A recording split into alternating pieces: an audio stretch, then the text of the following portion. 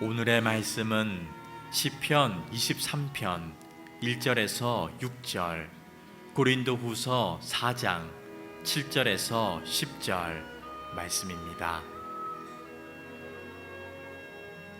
여호와는 나의 목자시니 내게 부족함이 없으리로다.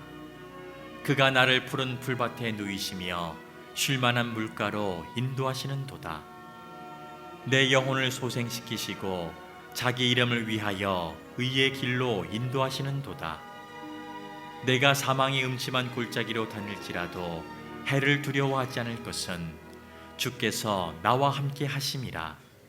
주의 지팡이와 막대기가 나를 안위하시나이다. 주께서 내 원수의 목전에서 내게 상을 차려주시고 기름을 내 머리에 부으셨으니 내 잔이 넘치나이다. 내 평생에 선하심과 인자하심이 반드시 나를 따르리니 내가 여호와의 집에 영원히 살리로다.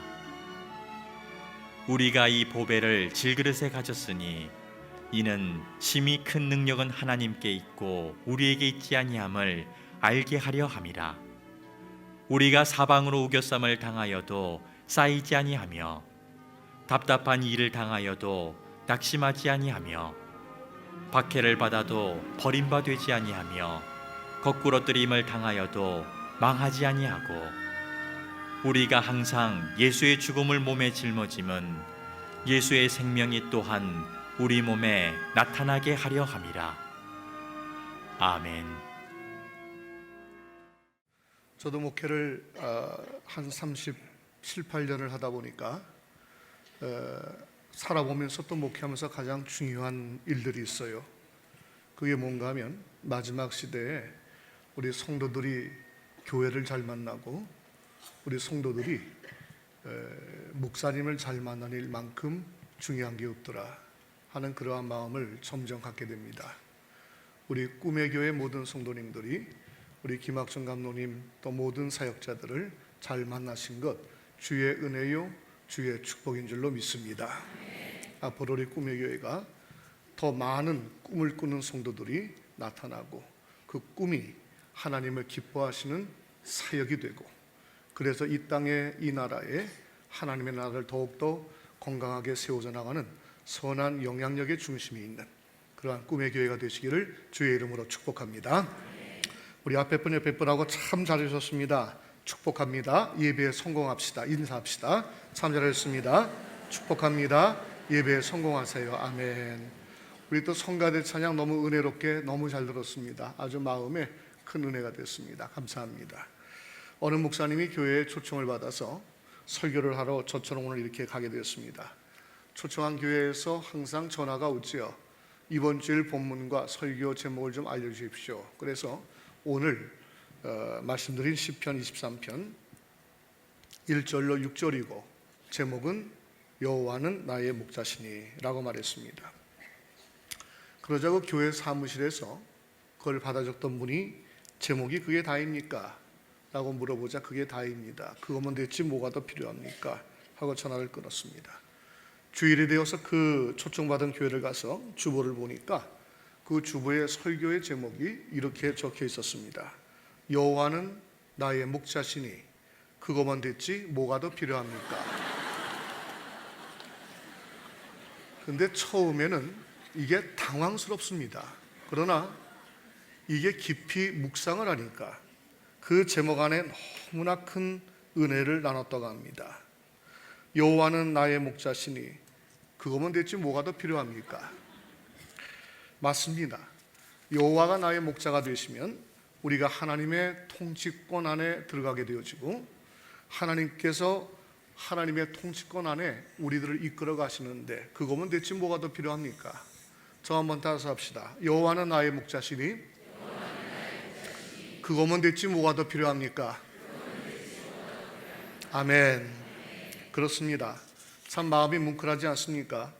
여호와는 나의 목자시니 그것만 됐지 뭐가 더 필요합니까? 사람들은 많은 문을 열기 위해서 많은 열쇠가 필요하다고 생각을 합니다. 이 말이 맞는 거는 같지만 꼭 그렇지만은 않습니다. 열쇠가 딱 하나만 있어도 됩니다. 마스터 키입니다. 마스터 키 하나만 갖고 있으면 문이 아무리 많아도 그 문을 다 열 수가 있습니다. 다 열리니까. 바로 우리의 인생에 고비고비마다, 우리 인생의 굴곡굴곡마다 그 위기를 극복해 나가기 위해서 우리들은 많은 열쇠가 필요하다라고도 생각할 수 있습니다. 그러나 딱 하나 인생의 마스터키 되시는 하나님 한 분이시면 사실은 너무나 충분한 것입니다. 그러기에 여호와는 나의 목자시니 뭐가 더 필요합니까? 우리 믿는 자들의 신앙입니다. 뉴저지에 가면 프린스턴 신학교라는 유명한 신학교가 있는데 그 신학교의 초대 학장을 지내신 알렉산더 교수가 남긴 유명한 말이 있습니다. 무더운 여름날에 목이 탈 때 우리에게 정말 필요한 것은 한 잔의 물이지 결코 넓은 바다의 물이 아니다. 예나 지금이나 우리에게 필요한 것 많아 보이지만 오직 역시 온 세상이 아니라 한 분이신 여호와 하나님이시다. 바로 이렇게 말씀을 남겼습니다. 정말 우리가 목이 탈 때 우리에게 필요한 것이 넓은 바닷물이 다가 아니지 않습니까? 우리가 목이 탈 때 정말 필요한 것은 한 잔의 물입니다. 이와 같이 우리의 인생을 살아가는데 세상이 다 필요한 것처럼 보일지는 몰라도 그렇지 않습니다. 정말 우리들의 인생을 살아가는데 가장 정말 필요한 것은 인생의 마스터키 되시는 지금도 어제나 오늘이나 동일하게 살아서 역사하시는 그 여호와 하나님 한 분이면 바로 너무나 충분한 것이 우리들의 신앙입니다. 그러기에 전도자인 또 우리 감리교회 창시하신 요한 웨슬레는 임종시의 마지막 이런 말을 남겼습니다. The best of all is God is with us. 즉 가장 최선의 것은 하나님이 나와 함께 하시는 것이다.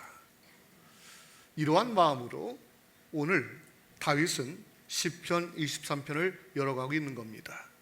여호와가 나의 목자시니 내게 부족함이 없으리로다. 그러한 믿음으로 이 시편을 열어가는 겁니다. 성사학자들은 이 시편 23편을 열어갈 때 가장 중요한 단어가 하나가 있다고 합니다.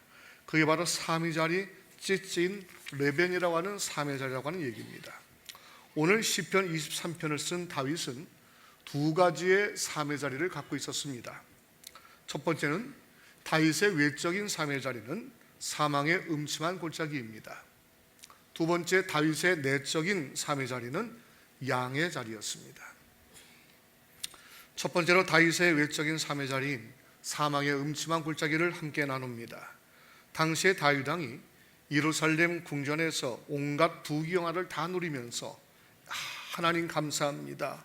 미천한 목동인 저를 이렇게 부강한 나라의 왕으로 삼으시고 갖고 싶은 것 하고 싶은 것을 다 갖고 할 수 있도록 축복하신 하나님, 오 주여 감사합니다. 여호와는 나의 목자시니 내게 부족함이 없으리로다.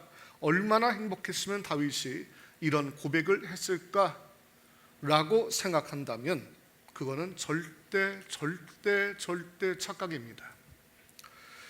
오히려 이때 다윗의 사배 자리는 사망의 음침한 골짜기였습니다. 사울이 다윗을 죽이려고 달려들어서 그 팔레스타인 사막 얼마나 뜨겁습니까? 사막의 낮의 뜨거운 더위, 밤만 되면 살을 찢는 듯한 애일듯한 추위 속에서 이리저리 쫓겨 언제 잡혀 죽일지 몰라 가슴을 졸이던 도망자, 동굴 하나 발견해서 몸 하나 피해 동굴에서 흘러내리는 물들을 손바닥에 받아 마셨던 도망자였던 다윗. 바로 이때 나온 고백이 여호와는 나의 목자시니 내게 부족함이 없으리로다 였습니다. 저와 여러분들은 궁금합니다.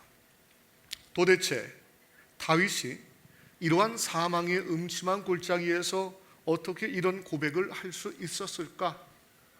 나도 이런 고백을 할 수 있었으면 좋겠다 그렇다면 다윗은 어떻게 이런 고백을 할 수 있을까를 내가 좀 알아야 되겠다. 이유는 단 한 가지, 내가 비록 사망의 음침한 골짜기로 다닐지라도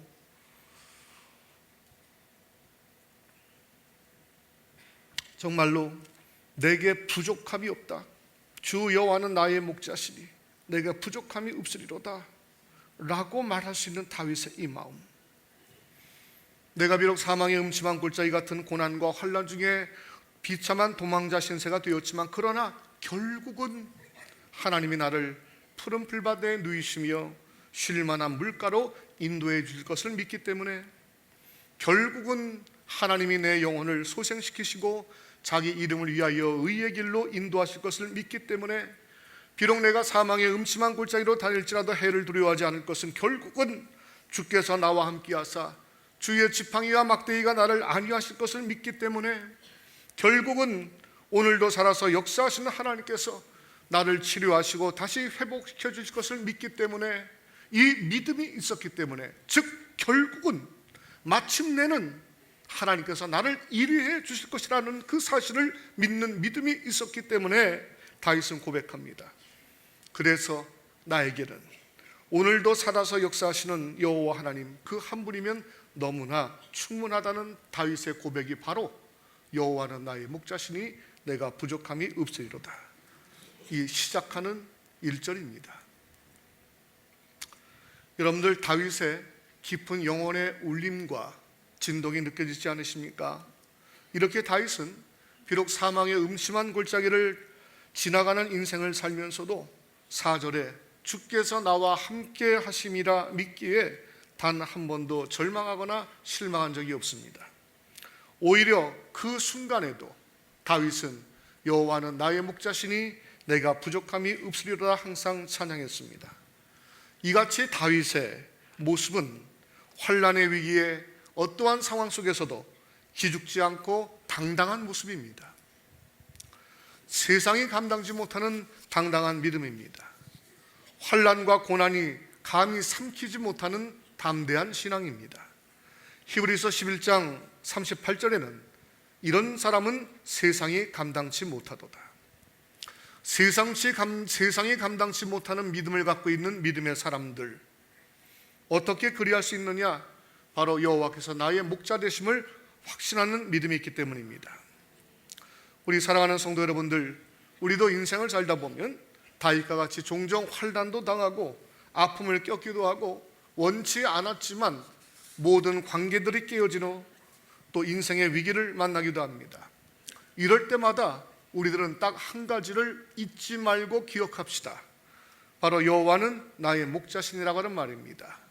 이 여호와는 나의 목자시라고 하는 말을 이렇게 한번 읽어보겠습니다. 여호와는 나의 목자시니 내가 부족함이 없으리로다. 반드시 그가 나를 푸른 풀밭에 누이시며 쉴만한 물가로 인도하시는도다. 결국은 내 영혼을 소생시키시고 자기의 이름을 위하여 의의 길로 인도하시는도다. 그리고 내가 사망의 음침한 골짜기로 다닐지라도 해를 두려워하지 않을 것은 반드시 주께서 나와 함께 하심이라. 주의 지팡이와 막대기가 나를 안위하시나이다. 결국은 주께서 내 원수의 목전에서 내게 상을 차려주시고 기름을 내 머리에 부으셨으니 내 잔이 넘치나이다. 내 평생의 선하심과 인자하심이 반드시 나를 따르리니 내가 여호와의 집에 영원히 살리로다. 이 말씀, 시편 23편의 말씀을 읽을 바로 그때에 우리는 반드시와 결국은 하나님이 끝까지 우리와 함께 하시며 우리를 치료하시고 회복시키시고 소생시키시고 지키시고 인도하시고 보호하신다고 하는 이 믿음을 가지시고 이 말씀이 나의 삶 속에 이루어질 줄로 믿기에 그 믿음으로 힘을 얻고 세상을 승리하시는, 세상이 감당치 못하는 믿음의 사람들, 그 사람이 오늘 여기에 모인 모든 성도들이 되시기를 주의 이름으로 축복합니다. 그런데 이게 아무나 이렇게 되는 게 아니라고 하는 겁니다. 아무나 이렇게 하는 게 아닙니다. 이렇게 되려면 평상시에 하던 가닥이 있어야 됩니다. 예배자는, 기도자는 인생의 위기가 닥칠 때 여기저기 사람들 찾아다니고 연출되지 않습니다. 예배자와 기도자는 누가 뭐라 안 해도 자기가 가장 먼저 제단 앞에 뛰어와 예배 자리에 서며 기도자의 그 자리에 앉습니다. 가장 먼저 무릎을 꿇습니다. 자동으로 그렇게 되는 겁니다. 어떻게 이렇게 될 수가 있습니까? 대답은 그동안에 평상시에 하던 가닥이 있으니까. 예배자의 자리에 앉아 기도했더니 또 예배를 전념으로 드렸더니 준비하신 하나님의 사람을 만나는 체험이 있으니까 인통의 역사, 그 역사가 있으니 나의 삶 속에 형통한 역사가 나타나더라 라고 하는 것을 체험했으니까 그는 그렇게 할 수가 있는 겁니다. 평소에 했던 가닥에서 하던 가닥이 나오는 겁니다. 다윗서 시편 23편이 갑자기 툭 이렇게 튀어나오는 것이 아닙니다.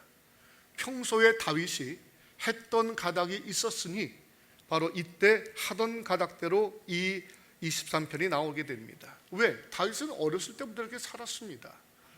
성경에 보면 수많은 다윗과 일어난 사건들이 있지만 우리가 어렸을 때부터 줄기차게 들어왔던 다윗과 골리앗의 싸움에서도 그 했던 가닥이 나오게 됩니다. 당시에 사울왕도 다윗의 형들도 용맹한 군사들도 결코 이길 수 없었던 칠척거인 골리앗, 이 골리앗 앞에 돌멩이를 몇 개 들고 선 소년 목동 다윗. 그러나 목동 다윗은 골리앗이라고 하는 불가능을 향해 돌팔매를 들리며 절대로 기죽질 않았습니다. 그리고 담대하게 당당하게 외쳤습니다. 그 외침을 한번 들어보십시오.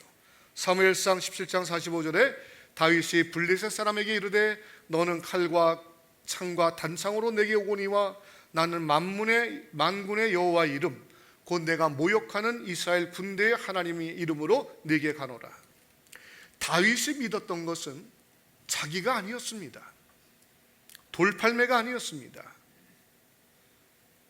전장터에서 보잘것없던 목동 다윗이 더군다나 가진 거라고는 돌멩이 몇 개뿐인 다윗 자신이 승리하리라 그는 스스로 그렇게 생각해 본 적이 없었습니다. 다윗이 믿었던 것은 다윗의 승리가 아니라 하나님의 승리셨습니다. 21세기의 유명한 신학자인 폴 틸리는 이 칠척거인 골리앗과 그 앞에 선 목동 다윗의 모습을 보고 이렇게 말합니다. Too big to hit. 너무나 크기 때문에 결코 쓰러뜨릴 수 없는 골리앗. 그러나 too big to miss. 너무 크기 때문에 절대로 못 맞출 수가 없는 골리앗 거인. 메뚜기 의식을 가진 왕인 사울에게 변명이 너무나 자기 자신을 합리화시켰던 메뚜기 의식을 가진 사람들에게 골리앗은 too big to hit였습니다. 그러나 어떠한 상황 속에서도 하나님의 승리를 믿는 비전 어린 소년 다윗과 우리와 같은 사람들은 골리앗은 too big to miss, 너무 크기 때문에 쓰러지지 않을래야 않을 수가 없는 사람입니다. 성경이나 역사적이나 위대한 사람들의 공통적인 특징이 있습니다. 그들은 스스로가 절대로 크고 위대하다고 생각한 적이 없습니다. 그들은 내가 믿는 하나님이 크고 위대하신 분이시다 라고 하는 믿음을 가진 사람들입니다. 그리고 그때 그들은 그 믿음으로 승리를 했습니다. 오늘 우리들에게 두려움을 주는, 우리를 기죽게 하는 세상에 골리앗들이 많이 있고 우리는 이 골리앗과 싸워서 이길 수 있는 비결이 무엇인가를 찾아야 됩니다. 그 비결은 내 힘과 내 능력 때문이 아니요 지금도 살아서 역사하시는 우리 주 여호와 하나님께서 바로 나와 함께 하시고 내가 그 하나님을 믿기 때문에 그 하나님께서 승리케 하시고 그 하나님의 승리가 나의 승리가 된다. 이 사실을 믿는 믿음이 바로 우리의 승리가 될 줄로 믿습니다. 우리 믿는 사람들은 세 가지의 주제를 분명히 해야 됩니다. 첫 번째 주제는 하나님이 오늘도 살아계시다고 하는 것을 믿어야 됩니다. 두 번째 주제는 그 하나님이 오늘도 역사하시는 줄을 믿어야 됩니다. 세 번째는 그 하나님이 오늘도 역사하실 때 나에게도 역사하실 줄 믿어야 됩니다. 이 세 가지를 믿는 믿음이 우리한테 있을 때 바로 하나님의 승리가 나의 승리가 될 줄로 믿습니다. 여러분들께 묻습니다. 오늘도 하나님이 살아계신 줄 믿습니까? 그 하나님이 오늘도 역사하실 줄 믿습니까? 그 역사가 오늘 나에게도 일어날 줄 믿습니까? 그 믿음의 고백이 하나님의 승리를 이끌어가게 되어질 것입니다. 왜? 하나님이 친히 싸우시기 때문에. 그래서 시편 23편에 다윗은 고백합니다. 내가 사망의 음침한 골짜기로 다닐지라도 해를 두려워하지 않을 것은, 우리가 어떠한 나를 위협하고 나에게 두려움을 주는 어떠한 골리앗이, 환경이 사망의 음침한 골짜기로 우리를 끌고 갈지라도 내가 그 안에서 해를 두려워하지 않을 것은 주께서 나와 함께 하심이라. 그리고 주의 지팡이와 막대기가 나를 안위하시나이다. 이것을 믿는 믿음이 있을 때 우리도 오늘 다윗처럼 여호와는 나의 목자시니 내가 부족함이 없으리로다 라고 하는 우리의 믿음을 고백하며 세상을 승리하며 살 수가 있는 것입니다. 다윗은 목동이었을 때부터 이렇게 했던 가닥이 있었기 때문에 나이가 들어서 사울 왕에게 쫓겨다니는 절체절명의 위기와 고난 속에서도 했던 가닥이 있어서 하던 가닥이 시편 23편으로 나오게 되어지는 겁니다. 우리들의 자녀들이 어렸을 때부터 평상시에 예배자의 자리에 서 있게 해야 됩니다. 그 자리에서 찬송하게 해야 되고, 그 자리에서 기도하게 해야 되고, 그 자리에서 말씀 듣게 해야 합니다. 평상시에 우리의 자녀들이 이렇게 했던 가닥으로 커가야 됩니다. 그러한 삶으로 만들어져야 됩니다. 그래야 우리의 자녀들이 커서 다윗과 같이 삶의 위기와 환난의 닥치더라도 다윗처럼 승리하는 역사, 했던 가닥이 있어야 하던 가닥이 나오게 되고, 하던 가닥이 나와야 승리의 역사가 나타나게 되어질 수 있는 것입니다. 교육학에 보면 이 에듀케이션이 있고 널처가 있습니다. 성경은 내 자녀를 말씀으로 양육하라 라고 하는 말이 나옵니다. 아무리 사기꾼도 지 자식한테는 사기치지 말라라고 가르칠 수 있습니다. 그러나 이 아이는 커서 사기꾼이 될 확률이 높습니다. 양육은 굳이 사기꾼이 되라고 가르치지 않습니다. 부모님들이 먼저 정직하게, 공의롭게, 정의롭게, 진실하게 살아가는 그 삶의 모습, 그것을 보면서 아이들이 자라나면 굳이 말로 가르치지 않아도 그 정직의 삶이 몸에 배어서 정직하게 살고, 진실과 공의와 정의의 삶이 몸에 배어 아이들도 그렇게 자라나 그렇게 살아가는 겁니다. 이걸 가르쳐 양육, 널처, 페이데이아라고 합니다. 우리 기독교인의 삶은 정말 중요한 삶이 있다면 저는 제가 처음으로 우리 집안에서 예수 믿은 사람입니다. 저부터 시작해서 이제 부모님, 형제, 자매가 예수 믿기 시작하는 그 씨앗이 되었습니다. 저는 그래서 항상 예수 믿은 다음에, 목사가 된 다음에 하는 기도의 제목이 있습니다. 그게 뭔가 하면 가면 갈수록 잘 되고, 가면 갈수록 좋아지고, 가면 갈수록 나아지는 크리스천의 위대한 가문이 되게 해달라고 항상 기도합니다. 그리고 이 일을 위해서 가장 중요하게 여기는 게 뭐냐, 저와 우리 두 명의 부모들이 이 아이들이 예수님과 하나님을 붙들고 살아갈 수 있도록 우리의 삶 안에서 그들이 커가도록 하자. 양육 페이데이 아이입니다.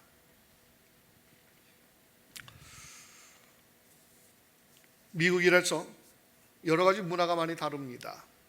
한 번은 한 젊은 집사님인데 뭐 요즘도 성미 뜨는 교회가 없어요. 많이 거의 없더라고요. 시골도 안 뜨더라고요. 그런데 우리 교회 처음 등록해서 나오는 날 성미 주머니를 갖고 오셨습니다. 참 난감하더라고요. 그래서 우리 얼른 권사님 시켜서 저기 성미 받으셔서 잘 보관해 두시고 이따가 헌금 시간에 같이 올리십시오. 기도해 줬어요. 매주일마다 성미를 갖고 오세요. 그 하루는 제가 불렀어요. 젊은 집사님한테. 왜 그렇습니까? 물어봤더니 이 젊은 집사님이 시골에서 친정 어머니가 아기 때 이 집사님을 업고 밥을 질 때마다 쌀을 하나 이만큼 빼놓고 이 등 뒤에 업힌 어린아이가 이걸 보면서 커간 거예요. 그러니 그렇게 되는 거예요. 기도하는 어머니 안에서 기도하는 자녀가 나옵니다. 말씀을 읽는 아버지 앞에서 말씀을 읽는 자녀가 나옵니다. 교회의 봉사와 헌신, 하나님 나라를 위해서 최선을 다하는 그 모습을 갖고 온 부모님들 안에서 그 모습의 자녀들이 나오게 되어집니다. 가끔 신방 가면 젊은 엄마들이 유달리 어린아이가 혼잡스러운 거는 어린아이이기 때문에 맞습니다. 그런데 유달리 혼잡스러운 아이들이 있어요. 그럴 때마다 젊은 엄마들이 공통적으로 하는 얘기가 있습니다. 쟨 누구 닮아서 그래? 그럼 제 속으로는 반드시 그럽니다. 누군 누구야 자기지. 그 얘기하면 또 교회 안 나올까 봐. 자기예요.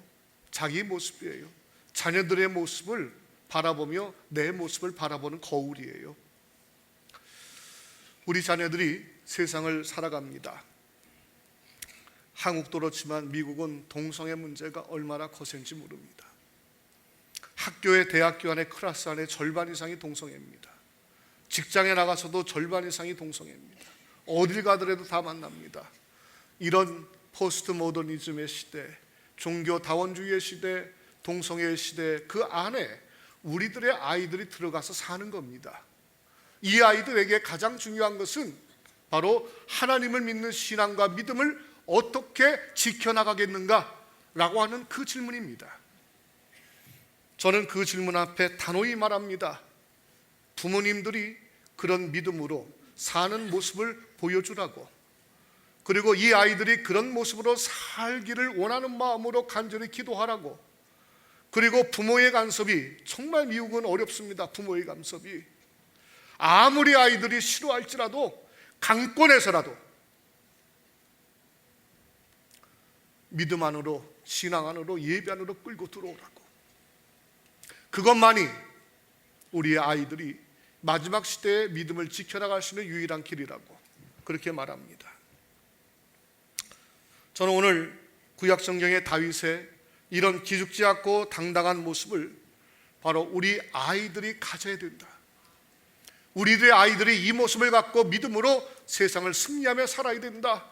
시험과 유혹에 절대로 흔들리지 말고 올곧은 믿음을 가지고 우리가 마지막 날까지 선한 싸움 싸우고 믿음을 지켜가며 살아가게 해야 된다. 이러려면 어떻게 해야 되느냐? 바로 여호와는 나의 목자시니 내가 부족함이 없으리라고 하는 이 다윗의 고백의 이 믿음이 우리 안에 살아있어야 되고 우리들의 자녀들의 영혼 안에 살아 꿈틀거리며 역사해야 합니다. 그래야 지켜집니다. 오늘 이 모습을 신약성경에서는 사도 바울의 모습에서 찾아봅니다. 오늘의 본문, 우리가 사방에 우겨쌈을 당하여도 쌓이지 아니하며, 바울의 사배 자리도 다윗처럼 못지않게 사망의 음침한 골짜기였습니다. 그러나 사방에 우겨쌈을 당하는 음침한 골짜기에도 그러나 결코 바울은 우겨쌈을 당하지 않고, 답답한 일을 당하는 음침한 골짜기에서도 그러나 결코 바울은 낙심하지 않고, 핍박을 받고 거꾸로뜨림을 당하는 음침한 골짜기에서도 결코 바울은 넘어지거나 망하지 않는 이 바울의 고백, 이 바울의 이렇게 기죽지 않고 당당한 세상을 향해 외치며 뚫고 나가는 이 모습은 과연 그 까닭이 어디에 있을까? 바울은 그 대답을 그 전에 고린도후서 4장 7절에서 이렇게 아주 분명하게 명쾌하게 밝히고 있습니다. 우리가 이 보배를 질그릇에 가졌으니 이는 능력의 심이 큰 것이 하나님께 있고 우리에게 있지 아니함을 알게 하려 함이니라. 질그릇 같은 연약하고 깨지기 쉬운 존재, 바로 내 안에 예수가 계시니, 내 안에 하나님이 계시니, 나와 함께 하시는 성령이 이 안에 충만히 계시니,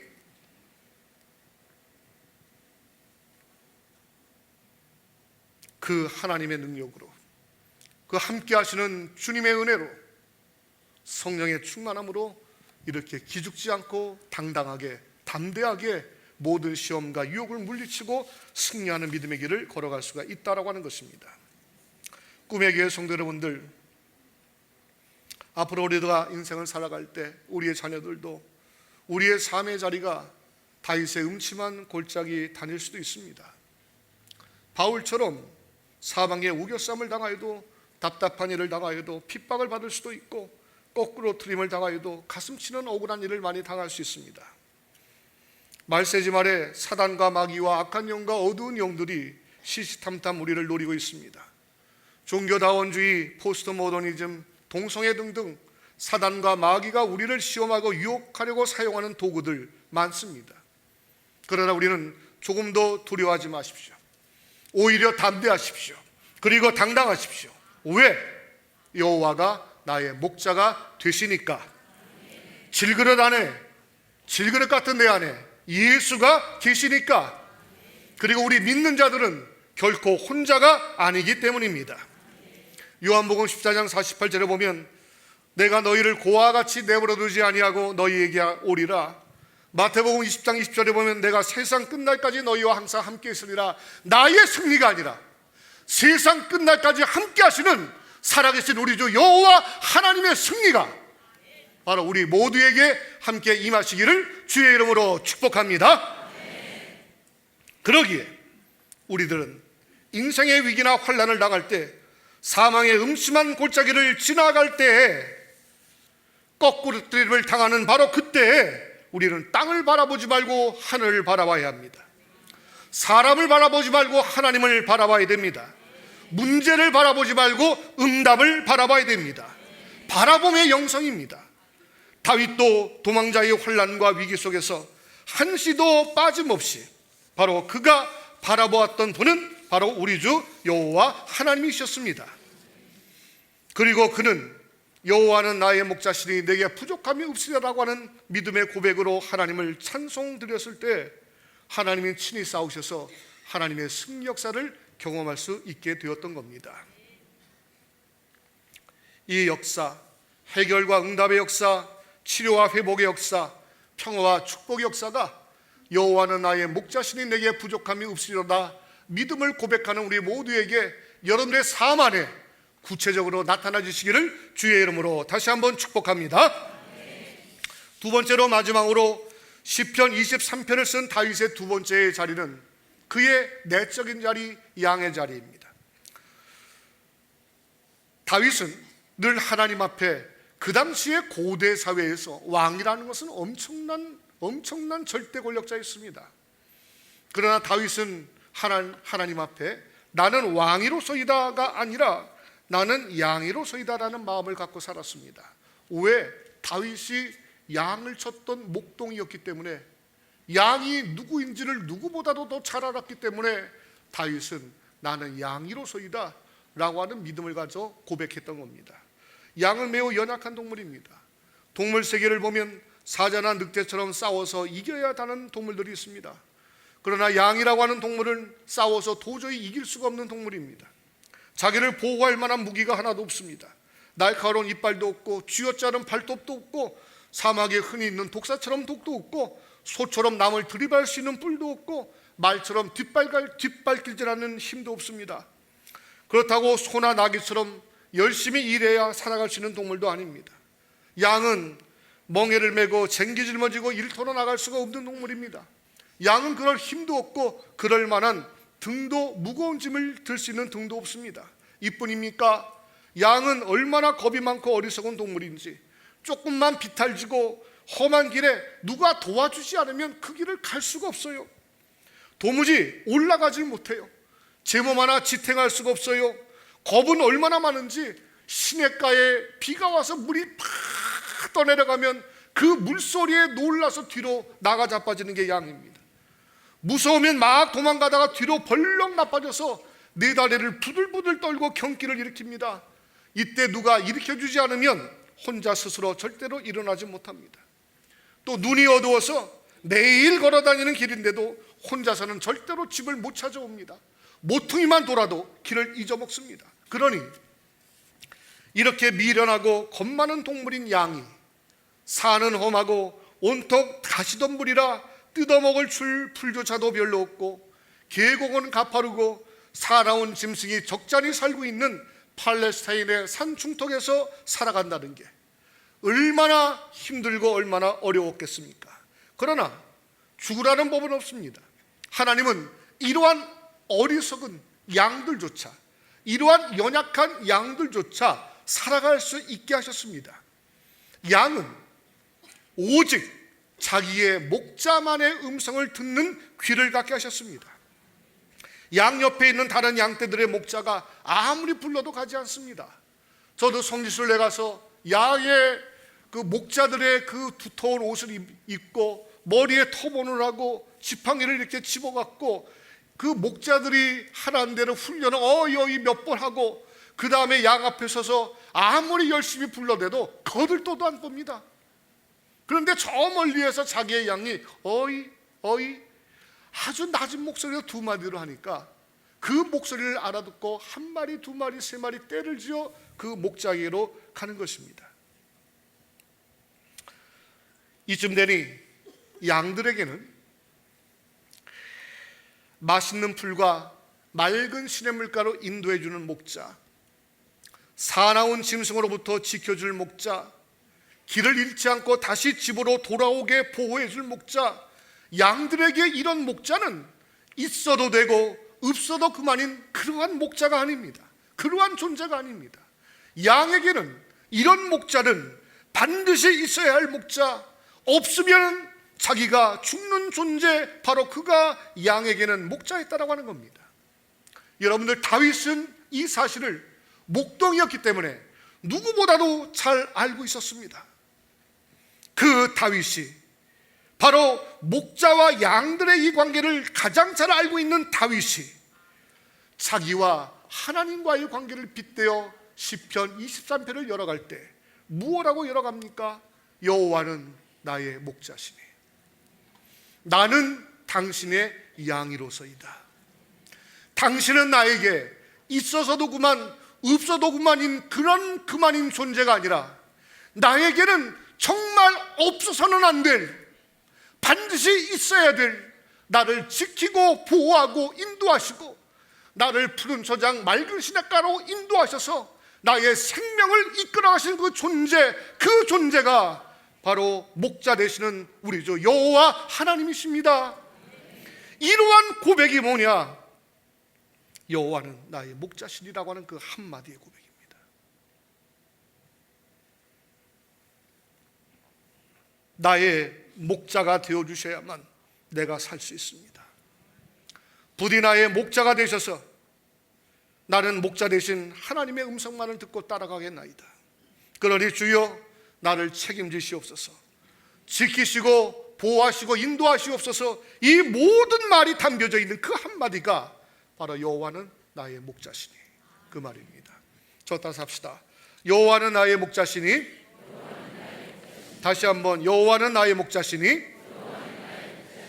그래서 예수님은 요한복음 10장 11절에 나는 선한 목자라, 그리고 요한복음 10장 4절에 앞서가면 양들이 그의 음성을 아는 거로 따라오되, 우리는 주님이 우리의 선한 목자 되시고 우리는 그 목자의 음성만을 듣고 따라가는, 주변에 어떠한 시험과 유혹의 말들이 있을지라도 좌로나 우로나 치우치지 않고 미련가자 뒤돌아보지 아니하고 오직 내 귀에는 목자 되신 우리 주님의 음성만이 들리기에 그 주님만을 따라가는,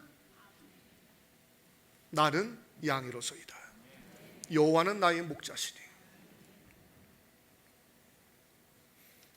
하나님 앞에서, 말씀 앞에서 자기의 뿔을 내세우고 내 멋대로 들이밟으며 사는 염소들에게는 여호와가 나의 목자가 되시질 않습니다. 양이 돼야, 우리의 신앙이 양의 신앙을 가져야 바로 여호와가 나의 목자가 되어 주십니다. 이 두 가지가 다윗의 삶의 자리였습니다.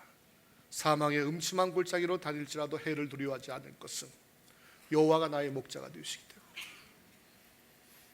그리고 내가 그러한 결국은, 그리고 마지막엔, 종래에는 하나님이 나를 다시 세우시고 지키시고 보호하시고 인도하시고 회복시키시고 축복하시리라. 이러한 믿음은 바로 내가 양이 되어 주님의 음성만을 따라가는 믿음을 우리가 지키며 순종하며 살아갔을 때 바로 나에게 반드시 이러한 역사가 일어나게 되어지리라. 이 믿음을 가졌던 겁니다. 이 두 가지의 믿음이 바로 여호와는 바로 나의 목자시니의 믿음입니다. 여기에 오늘 함께 모인 우리 모두, 오늘도 살아서 역사하시는 우리 주 여호와 하나님이 여러분들의 목자가 되어주시기를 주의 이름으로 축복합니다. 그래서 우리들과 자녀들과 일터와 생업의 창고, 그리고 우리 모두의 인생의 계획과 우리 꿈의 교회 지키시고 보호하시고 인도하시고 치료하시고 회복시키시고 소생케 되어지는 그 역사가 이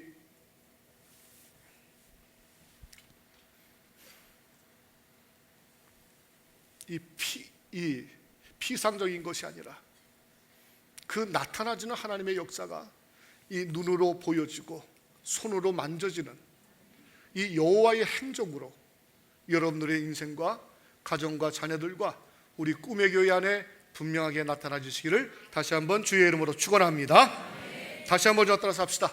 여호와는 나의 목자시니 내가 부족함이 없으리로다.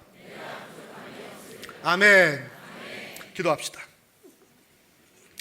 아버지 하나님, 이 거룩한 주일날 저희들이 다른 곳에 가지 않고 이곳에 올 수 있도록 영육간에 건강 주시고 헤매고 돌아다니지 않고 하나님의 자녀로서 마땅히 있어야 될 예배 자리에 있도록 우리의 심령과 영혼을 지켜주신 하나님의 은혜에 진심으로 감사와 찬양과 영광을 돌리옵나이다. 우리 꿈의 교회 모든 성도들, 여호와가 나의 목자시니 내가 부족함이 없으리로다 라고 하는 분명한 믿음을 갖고 이 마지막 세대를 승리하며 살아가는 귀한 성도들 될 수 있도록 하나님께서 역사하시되 눈으로 보여지고 손으로 만져지는 여호와의 행적이 교회 안에, 가정 안에, 성도들 안에, 자녀들 안에 충만하게 이루어지게 도와주시옵소서. 또한 꿈의 교회를 이끌어가시는 우리 김학중 감독님 위에, 또 사모님 위에, 그 가정 위에 하늘문을 열고 만복을 내려주시어서 바로 하나님을 믿는 자의 믿음 속에 받는 축복을 우리 모두가 보고 우리 모두가 따라해 우리 모두도 그 축복받는 귀한 믿음의 가정들이 되게 하여 주시옵소서. 모든 말씀을 그리스도 예수의 이름으로 감사하며 축복하며 기도드리옵나이다. 아멘.